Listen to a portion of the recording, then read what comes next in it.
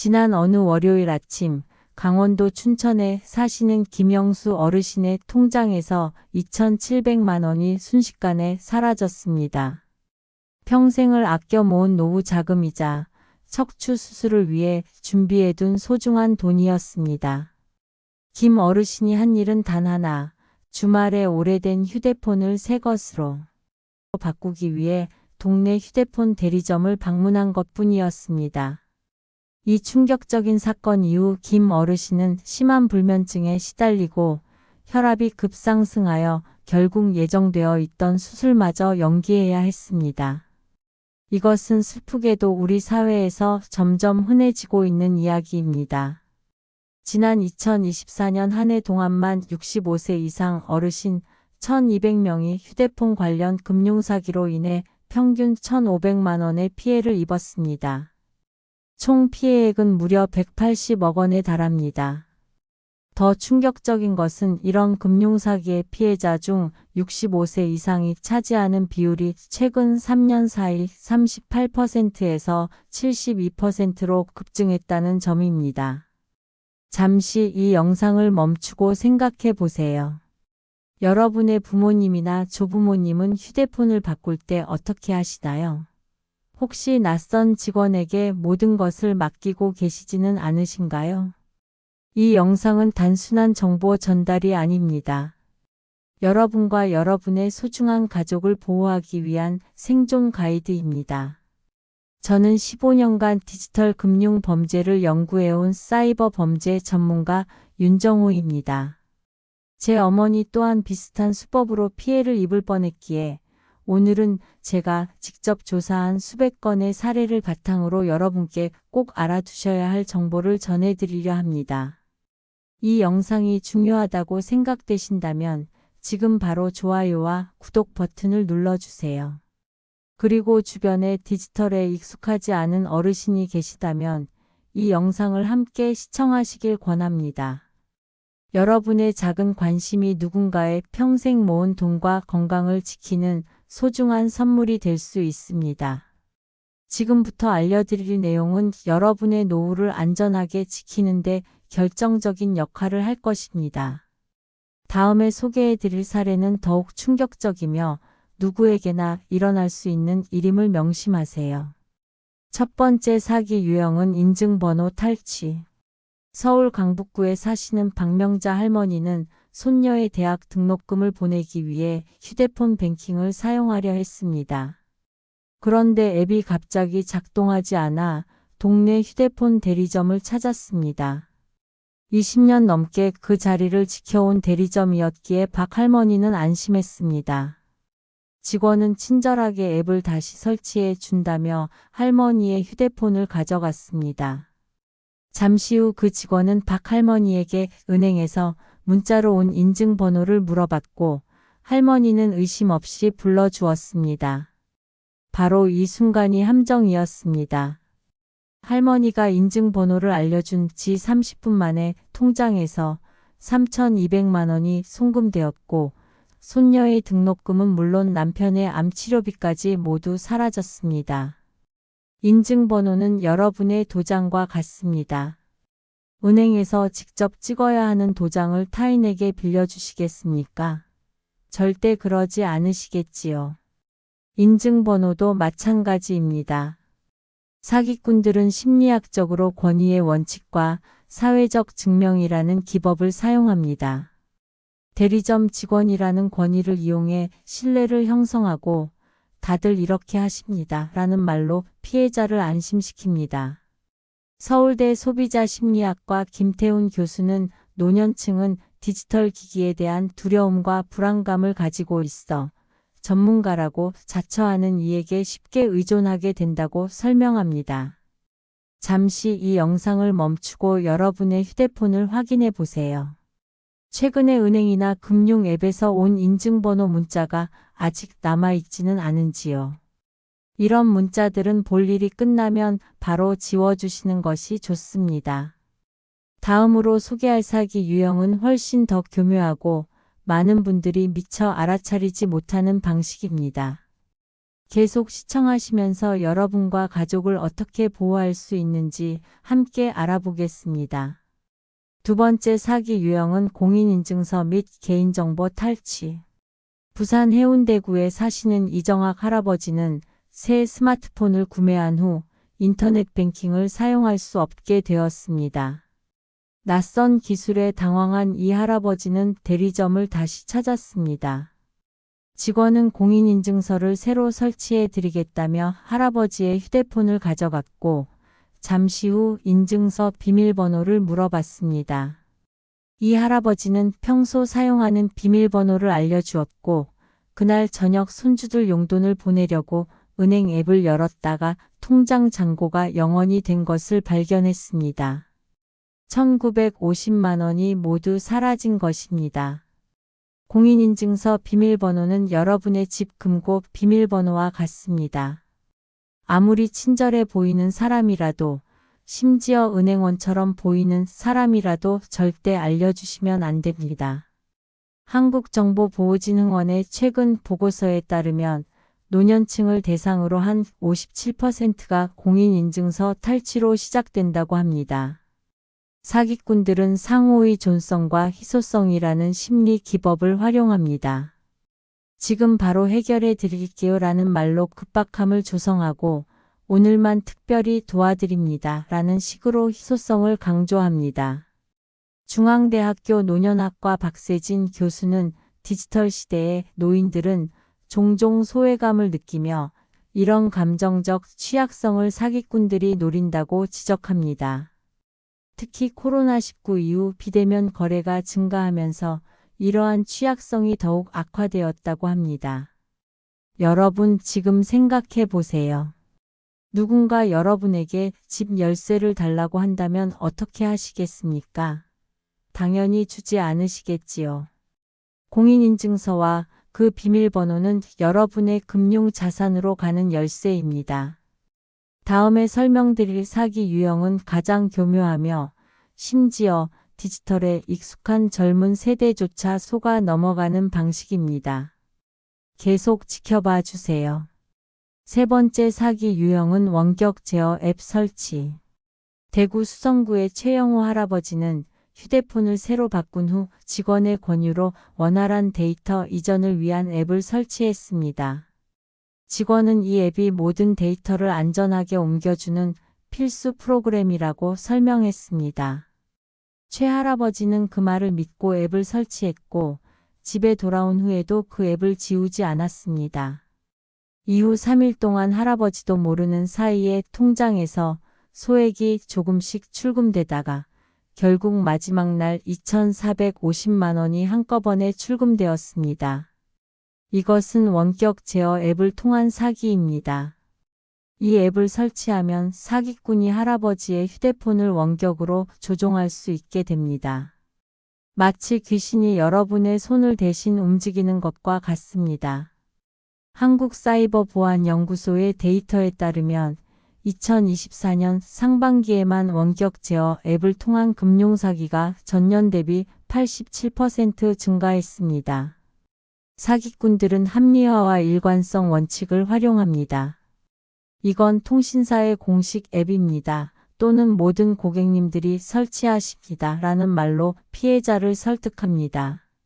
잠시 여러분의 휴대폰을 확인해 보세요.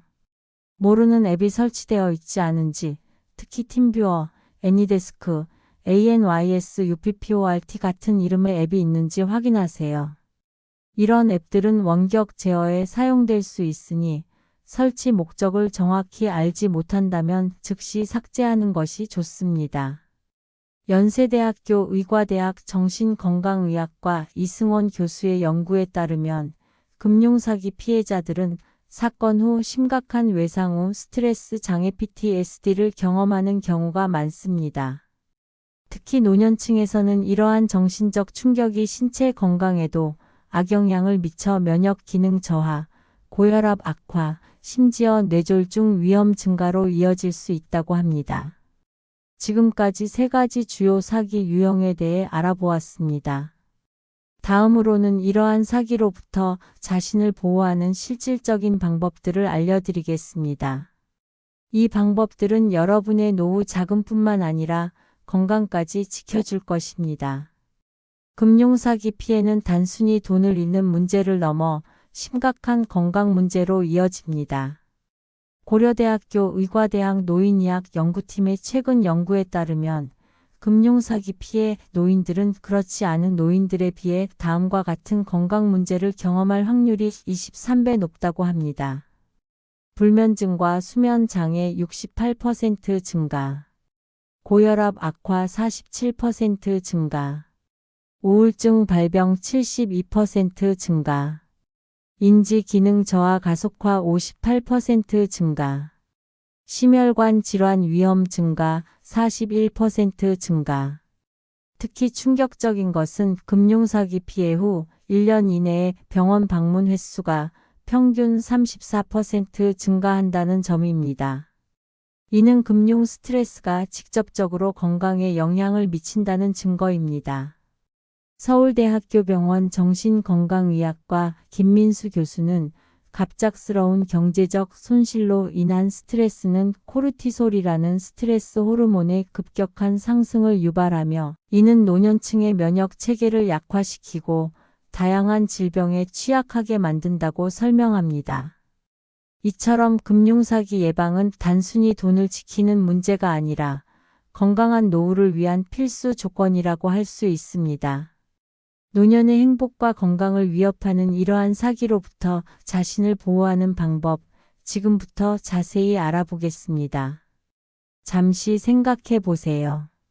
여러분의 건강과 행복이 한 번의 부주의한 선택으로 위험에 처할 수 있습니다.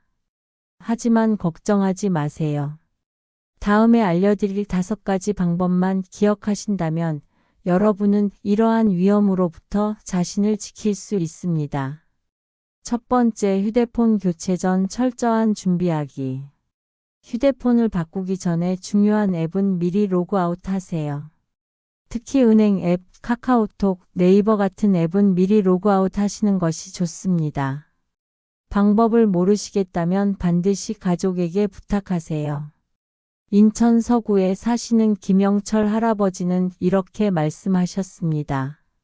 새 휴대폰을 사러 가기 전에 아들에게 전화해서 모든 앱에서 로그아웃하는 법을 물어봤다고 합니다. 아들이 알려준 대로 미리 다 로그아웃 해놓고 대리점에 갔더니 직원이 이것저것 물어볼 일이 없었고 덕분에 안전하게 휴대폰을 교체할 수 있었습니다. 국민건강보험공단 건강정보센터의 조사에 따르면 디지털 기기 사용 시 느끼는 불안감이 노인의 스트레스 지수를 최대 45%까지 높인다고 합니다. 따라서 휴대폰 교체 전 미리 준비하는 것은 정신 건강을 위해서도 매우 중요합니다. 두 번째, 유심만 교체하기. 휴대폰을 절대 혼자 직원에게 건네주지 마세요. 여러분이 지켜보는 가운데 유심칩만 바꾸게 하세요. 유심칩은 전화번호가 저장된 작은 칩입니다. 이것만 새 휴대폰에 옮기면 전화 기능은 바로 사용할 수 있습니다. 광주에 사시는 박영희 할머니는 이렇게 대처했습니다. 휴대폰을 바꾸러 갔을 때 직원이 휴대폰을 달라고 했지만 할머니는 아니요, 유심만 바꿔주세요. 제가 보는 앞에서요라고 말했습니다. 처음에는 직원이 불편한 표정을 지었지만 할머니가 계속 그렇게 요구하자 결국 할머니 앞에서 유심만 바꿔주었고 덕분에 피해를 예방할 수 있었습니다. 한국통신학회의 권고안에 따르면 휴대폰 교체 시 필수적으로 필요한 것은 유심 교체뿐이며 다른 설정은 모두 개인이 안전한 환경에서 진행해야 한다고 강조합니다. 세 번째, 나머지 설정은 집에서 천천히 하기. 앱 설치, 공인인증서 복사, 자동 로그인 설정 같은 것들은 집에 가서 천천히 하시거나 믿을 수 있는 가족에게 부탁하세요. 대전에 사시는 정경숙 할머니의 현명한 대처법을 소개합니다. 할머니는 새 휴대폰을 샀을 때 대리점에서는 유심만 바꾸고 왔습니다. 집에 와서 손녀에게 앱을 옮겨달라고 부탁했고 손녀가 모든 설정을 안전하게 맞춰 주었습니다. 대한노인의학회의 조사에 따르면 노년층이 새로운 기술을 배울 때 가족과 함께할 경우 성취감과 자신감이 향상되고 이는 뇌 건강에도 긍정적인 영향을 미친다고 합니다. 즉, 가족과 함께 디지털 기기를 설정하는 것은 사기 예방뿐 아니라 인지 건강에도 도움이 됩니다. 네 번째, 의심스러운 요청은 즉시 거절하기. 어떤 상황에서도 인증번호, 비밀번호, 개인정보를 요구하면 단호하게 거절하세요. 나중에 가족과 상의한 후에 하겠다고 말하는 것이 좋은 대응 방법입니다. 서울 노원구에 사시는 이명희 할머니는 직원이 공인인증서 비밀번호를 물어봤을 때 그건 알려드릴 수 없어요. 집에 가서 아들과 함께 설정하겠습니다. 라고 단호하게 말했습니다. 그 직원은 갑자기 당황하며 더 이상 요구하지 않았고 후에 그 대리점에서 여러 건의 사기 사건이 발생했다는 것이 밝혀졌습니다. 이 할머니의 단호한 태도가 피해를 예방한 것입니다. 잠시 생각해 보세요. 누군가 갑자기 여러분에게 개인정보를 요구한다면 그것이 합법적인 요청일 확률은 얼마나 될까요? 서울대학교 소비자학과 정지원 교수는 정당한 업무를 위해 고객의 개인 인증 정보를 요구하는 경우는 거의 없다고 강조합니다. 다섯 번째, 정기적인 보안 점검 습관 기르기. 월 1회 정도 정기적으로 설치된 앱을 점검하고 사용하지 않는 앱은 삭제하세요. 특히 모르는 앱이 있다면 즉시 삭제하고 금융 앱의 비밀번호는 3개월마다 바꾸는 습관을 들이는 것이 좋습니다. 부산 동래구에 사시는 장미영 할머니는 매월 1일을 디지털 청소의 날로 정해 손자와 함께 휴대폰을 점검합니다. 덕분에 한 번은 모르게 설치된 원격 제어 앱을 발견하고 즉시 삭제할 수 있었다고 합니다. 한국정보보호진흥원의 권고에 따르면 정기적인 디지털 기기 점검은 사이버 보안의 기본이자 가장 효과적인 예방책이라고 합니다. 또한 이러한 활동은 노년층의 인지, 기능 유지에도 도움이 된다는 것이 여러 연구를 통해 밝혀졌습니다. 지금까지 사기 예방을 위한 5가지 방법을 알아보았습니다. 이어서 만약 이미 피해를 입으셨다면 어떻게 대처해야 하는지 단계별로 자세히 안내해 드리겠습니다. 이 정보는 여러분뿐만 아니라 주변의 어르신들에게도 큰 도움이 될 것입니다. 피해 발생 시 대처 방법은 피해를 입으셨다면 당황하지 마시고 다음 절차를 따라주세요. 빠르게 행동할수록 피해 금액을 돌려받을 가능성이 높아집니다. 첫 번째, 즉시 은행에 연락하기. 돈이 출금된 은행에 전화해서 계좌 동결을 요청하세요. 사기 피해를 당했다고 말씀하시면 은행에서 계좌를 즉시 동결해 드립니다. 대부분의 은행은 24시간 고객센터를 운영하고 있습니다. 서울 종로구에 사시는 박성철 할아버지는 통장에서 돈이 빠져나간 것을 밤 11시에 발견했습니다. 바로 은행 고객센터에 전화했더니 계좌를 동결시켜 주었고 덕분에 1,800만 원 중 600만 원은 되찾을 수 있었습니다. 금융감독원의 통계에 따르면 사기 발생 후 2시간 이내에 신고할 경우 피해액의 약 4,060%를 회수할 가능성이 있지만 24시간이 지나면 회수율이 10% 미만으로 급격히 떨어진다고 합니다. 두 번째, 경찰에 신고하기. 가까운 경찰서나 지구대를 방문하시거나 112로 신고하세요. 디지털 금융 사기는 사이버 수사대에서 전문적으로 수사합니다. 대구에 사시는 김영수 할아버지의 경험을 들어보겠습니다.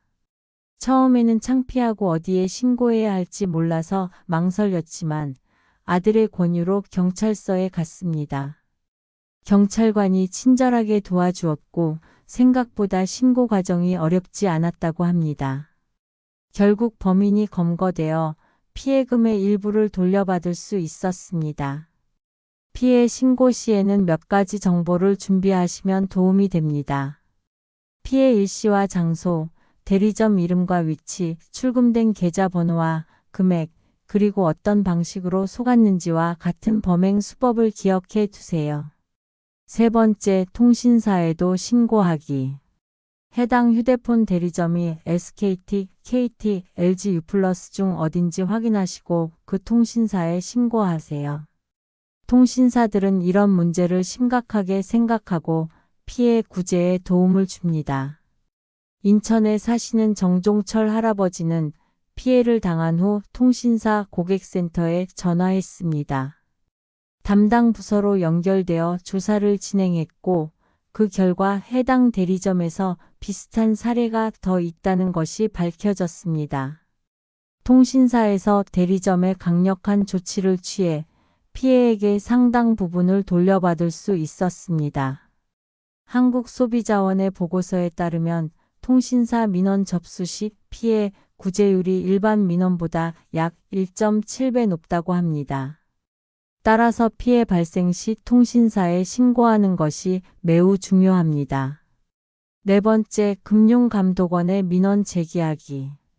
금융감독원 홈페이지나 전화 1332로 민원을 제기하시면 금융기관과의 분쟁 조정에 도움을 받을 수 있습니다. 금감원은 피해자와 금융회사 사이에서 중재 역할을 하며 보이스피싱이나 전자금융사기와 같은 금융사기 피해 구제를 위한 전문 부서를 운영하고 있습니다. 춘천에 사시는 홍미영 할머니는 사기 피해 후 금융감독원에 민원을 제기했습니다. 금감원의 중재로 은행과의 협상이 진행되었고 결과적으로 피해액의 약 40%를 보상받을 수 있었습니다. 특히 금감원에서는 노인 금융 피해에 대한 특별 지원 프로그램을 운영하고 있어 65세 이상 피해자의 경우 더 적극적인 지원을 받을 수 있다고 합니다. 무엇보다 중요한 것은 피해를 당했다고 해서 부끄러워하거나 숨기지 마세요. 빠르게 대응할수록 피해 회복 가능성이 높아집니다. 서울대학교 법학전문대학원 소비자법 연구소의 조사에 따르면 사기 발생 후 24시간 이내에 모든 관련 기관에 신고를 완료한 경우 피해액 회수 확률이 최대 300까지 높아진다고 합니다. 잠시 생각해 보세요. 지금 여러분의 부모님이나 조부모님이 이런 사기를 당했다면 어떻게 도와드릴 수 있을까요? 미리 이 대처법을 알려드리는 것만으로도 큰 도움이 될 수 있습니다. 디지털 안전은 개인의 문제를 넘어 가족이 함께 관심을 가져야 할 주제입니다. 다음은 가족과 함께 실천할 수 있는 디지털 안전 연습법입니다. 매월 특정 날을 디지털 안전의 날로 정해 가족이 함께 모여 어르신의 휴대폰을 점검해 보세요. 불필요한 앱 삭제, 비밀번호 변경, 보안 설정 확인 등을 함께 진행하면 좋습니다. 서울 강남구에 사시는 이명수 씨 가족은 매월 첫째 주 일요일을 디지털 점검의 날로 정했습니다. 아버지의 휴대폰을 함께 살펴보고 필요한 앱 업데이트와 보안 설정을 진행합니다. 이렇게 정기적인 점검을 통해 한 번은 의심스러운 앱을 발견하고 바로 삭제할 수 있었다고 합니다. 연세대학교 사회학과 김태호 교수의 연구에 따르면 가족 간 정기적인 디지털 소통은 세대 간 이해를 높이고 노인의 사회적 고립감을 크게 줄이는 효과가 있다고 합니다. 또한 이러한 활동은 노년층의 디지털 역량 강화에도 큰 도움이 됩니다.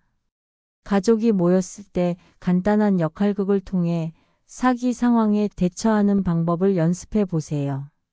한 사람은 사기꾼 역할을, 다른 사람은 피해자 역할을 맡아 실제 상황처럼 대화해 보는 것입니다.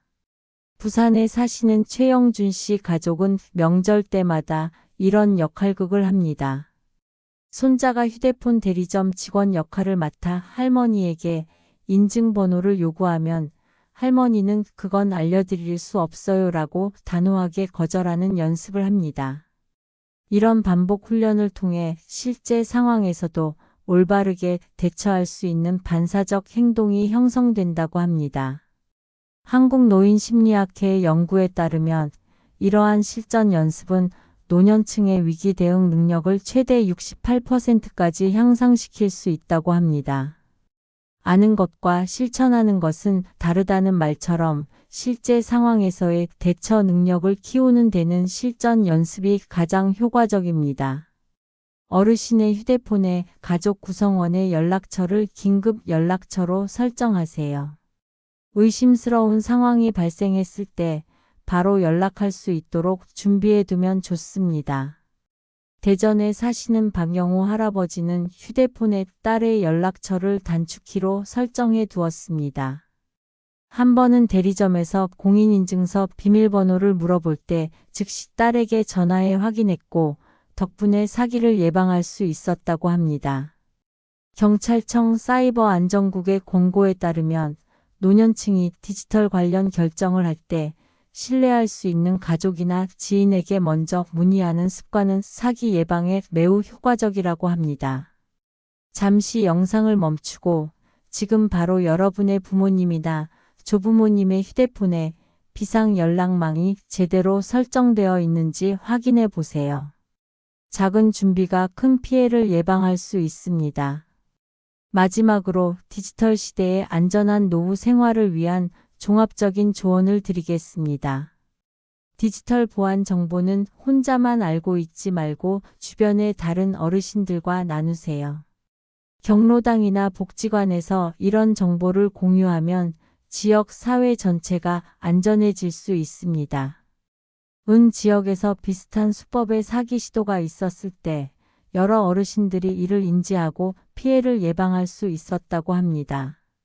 서울시 노인종합복지관의 디지털 안전망 프로그램에 따르면 노인 간 정보 공유 네트워크가 형성된 지역은 그렇지 않은 지역보다 금융사기 피해율이 최대 47% 낮다고 합니다. 지역 복지관이나 주민센터에서 제공하는 디지털 교육 프로그램에 적극적으로 참여하세요. 새로운 기술에 대한 이해는 사기 예방에 큰 도움이 됩니다. 광주에 사시는 이영수 할아버지는 75세의 나이에도 불구하고 매주 주민센터의 스마트폰 활용 교육에 참여하고 있습니다. 덕분에 스마트폰 사용에 자신감이 생겼고 한 번은 의심스러운 앱 설치 요청을 받았을 때 이를 거절할 수 있었다고 합니다. 한국정보화진흥원의 조사에 따르면 디지털 교육을 받은 노인은 그렇지 않은 노인보다 온라인 사기를 식별할 확률이 3배 이상 높다고 합니다. 배움에는 끝이 없습니다. 특히 빠르게 변화하는 디지털 세계에서는 지속적인 학습이 최선의 방어책입니다. 의심스러운 것은 무조건 의심하라는 원칙을 기억하세요. 특히 누군가 급하게 결정을 요구하거나 개인정보를 요청할 때는 더욱 주의해야 합니다. 울산에 사시는 박명자 할머니는 나이 들수록 의심이 많아지는 것을 부끄러워하지 않는다고 말씀하십니다. 오히려 건강한 의심 덕분에 여러 번의 사기 시도에서 자신을 지킬 수 있었다고 합니다. 고려대학교 심리학과 장현수 교수는 노년기의 건강한 의심은 보호기제로 작용한다고 설명합니다. 새로운 상황이나 요청에 대해 천천히 생각하고 판단하는 습관은 노년의 지혜이자 자산을 지키는 방패가 될 수 있습니다. 규칙적인 운동, 균형 잡힌 식사, 충분한 수면, 정기적인 건강검진을 통해 신체적, 정신적 건강을 유지하세요. 건강한 몸과 마음은 사기꾼들의 심리적 전술에 빠지지 않도록 도와줍니다. 제주도에 사시는 오명철 할아버지는 매일 아침 바다를 보며 걷는 습관을 갖고 있습니다. 그는 건강할 때는 판단력도 좋아져서 이상한 제안에 쉽게 넘어가지 않는다고 말씀하십니다. 서울대학교 의과대학 노년내과 이승현 교수는 규칙적인 운동과 사회적 교류는 노년기 인지 기능을 유지하는 가장 효과적인 방법이라고 강조합니다. 특히 주 3회 이상의 유산소 운동은 판단력과 집중력 향상에 큰 도움이 된다고 합니다. 가족 간의 정기적인 대화와 소통은 사기 예방의 기본입니다. 의심스러운 상황이 생기면 즉시 가족과 상의하는 습관을 들이세요. 분당에 사시는 이숙자 할머니는 매일 저녁 아들과 영상통화를 합니다. 하루 동안 있었던 일을 나누고 필요할 때마다 디지털 기기 사용에 관한 조언을 구합니다. 이런 습관 덕분에 한 번은 수상한 전화를 받았을 때 즉시 아들에게 확인하여 피해를 예방할 수 있었다고 합니다. 부산대학교 가족학과 연구팀의 조사에 따르면 주 2회 이상 가족과 정기적으로 소통하는 노인은 그렇지 않은 노인보다 금융사기 피해율이 62% 낮다고 합니다. 가족의 관심과 지지는 어르신의 정신 건강뿐 아니라 금융 안전에도 직접적인 영향을 미칩니다. 오늘 배운 내용을 다시 한번 정리해 보겠습니다. 휴대폰 대리점에서 절대 알려주면 안 되는 정보는 첫째, 문자로 오는 인증번호, 둘째, 공인인증서 비밀번호, 셋째, 계좌 비밀번호와 카드 비밀번호입니다. 그리고 휴대폰을 안전하게 바꾸는 방법은 첫째, 중요한 앱은 미리 로그아웃하기, 둘째, 휴대폰은 절대 혼자 건네주지 않고 유심만 바꾸기, 셋째, 나머지 설정은 집에 가서 천천히 하는 것입니다. 만약 피해를 입으셨다면 즉시 은행에 연락하여 계좌를 동결하고 경찰에 신고하며 통신사와 금융감독원에도 신고하세요. 빠른 대응이 피해 회복의 열쇠입니다.